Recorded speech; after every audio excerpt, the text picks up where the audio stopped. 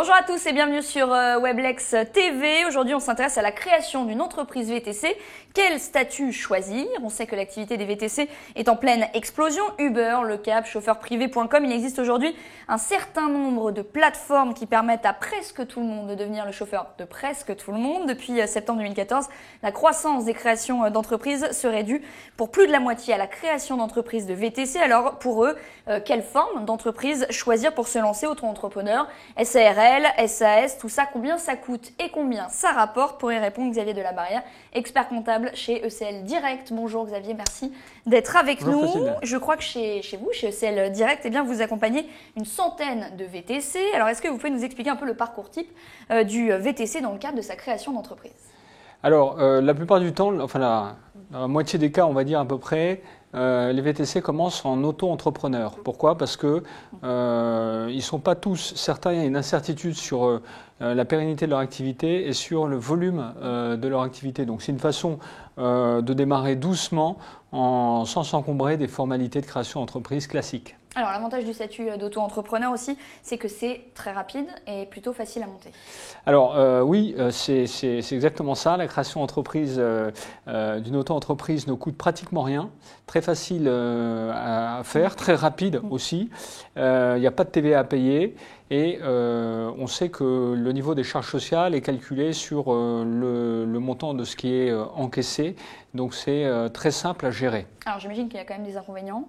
Alors il y a principalement deux inconvénients.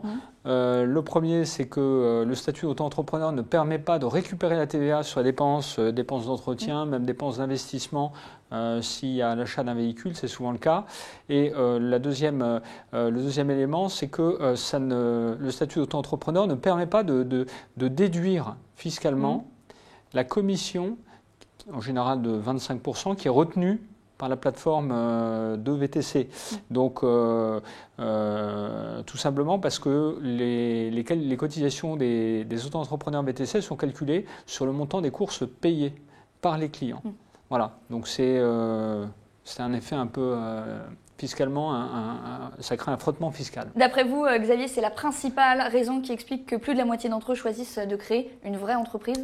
Oui, exactement. En fait, plus de la moitié choisissent de créer une vraie entreprise parce que la vraie entreprise leur permet de déduire, d'amortir le véhicule et de déduire fiscalement tous les coûts liés à leur activité, frais d'entretien, frais d'assurance, commission de la plateforme VTC. C'est un peu contraignant au niveau administratif, mais en fin d'année, ça peut quand même représenter plusieurs milliers d'euros. Alors combien exactement?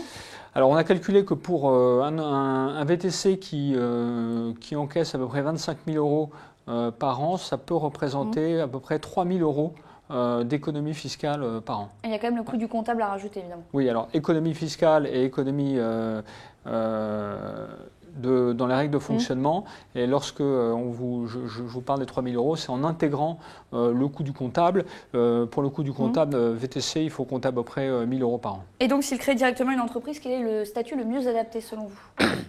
Alors, le statut le mieux adapté pour les VTC, c'est l'EURL, souvent. L'EURL, elle est très très facile et rapide à créer, surtout facile, parfois un peu moins rapide, mais très facile à créer. Et c'est facile à créer, facile à fermer, et c'est très facile à gérer. Et fiscalement?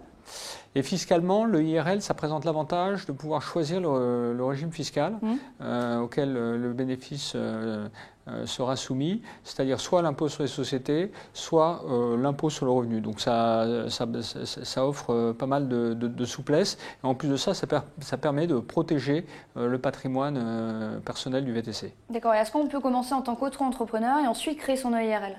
Alors, c'est ce que font, comme on le disait tout à l'heure, plus de la moitié des auto-entrepreneurs et des VTCistes. C'est une façon de démarrer doucement. Ça présente l'inconvénient, encore une fois, d'exclure la possibilité de récupérer la TVA en début d'activité.